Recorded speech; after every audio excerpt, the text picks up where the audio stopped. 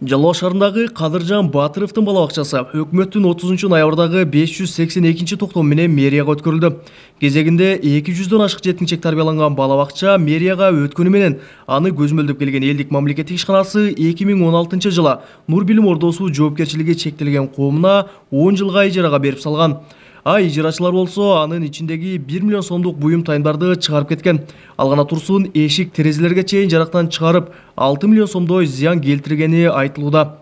1 миллион сомдук инвентарлар мыйзамсыз башка жака чыгып, жеке менчик балабакчада иштетилген. Плюс зданияга чоң өлчөмдө зыян келген. Биз ошо зыянды аныктоо үчүн независимый оценкаларды боюнча тендер уюштуруп, анан независимый оценканын жыйынтыгы боюнча бизге 6 миллион тегерегинде для восстановления ошончо расход кетет деп бизге чыгарып беришкен.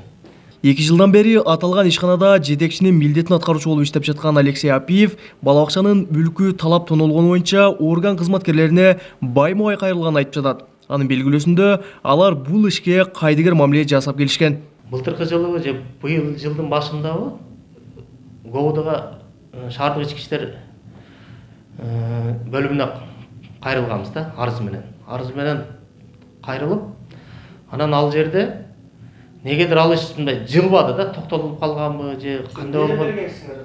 Ошо жанакы инвентар тууралуу 1 миллион сом тегерегиндеги анан ущерб тууралуу. УКМКнын башчысы Камчыбек Кыдыршаевичке, Кыргыз Республиканын башкы прокурору Курманкул Зуушевга кайрылганбыз. Азыр ушуларга кайрылгандан кийин ошол тергөөнү азыр УВД өзүн алыптыр да. Кече жакында мына биздин ирис бала барып келди. Балабакчаны талап тонуду делген Нур Билим Ордосу жоопкерчилиги чектелген коомдун жетекчиси болсо, өзүнө коюлган айыптоолорго макул эмес. Ал элдик ишканасы мүлктүн баарын чыгарып кетип, айыпты оодора салганын айтат. Анан ошол кезде инвентарларды булар Кадыржан Батыровдун Арсланбап айылында лагери бар. Лагерди булар өздөрүнүн кызыкчылыгына иштетебиз деп, элдик ишканасынын ишкерлери, ошонун кызматкерлери инвентарды ошол жака алып барып таштаган. Азыр жана сиздерге көрсөтүп кухняга кирип туруп, могу автомат жок, бул жерде могу бар эле деп атат. Ошолор бардыгы булардын өздөрүндө шот фактура менен турат. Анын копияларын дагы алып барып берем. Булар Арсланбапка ушул лагерди иштетебиз деп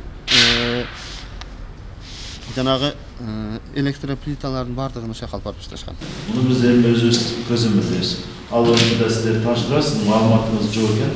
Ал эми Жалал шаарынын мэри Эрнисбек Ормоков аталган балабакча менен таанышып, келерки жылдан тартып аны пайдалануу ниетинде. Анткени менен учурда ижарачылар менен келишимди жокко чыгаруу боюнча сот иши бүтө элек. Андан сырткары имараттын ичиндеги жабдыктарда сындырылып, талап тонолгон. Бардыгы талап тонолуптур. Муну териштирүү иштери жүрөт. КПЛдик Нур Билим кешилтип атат, Нур Билим КПЛдик кешилтип атат да.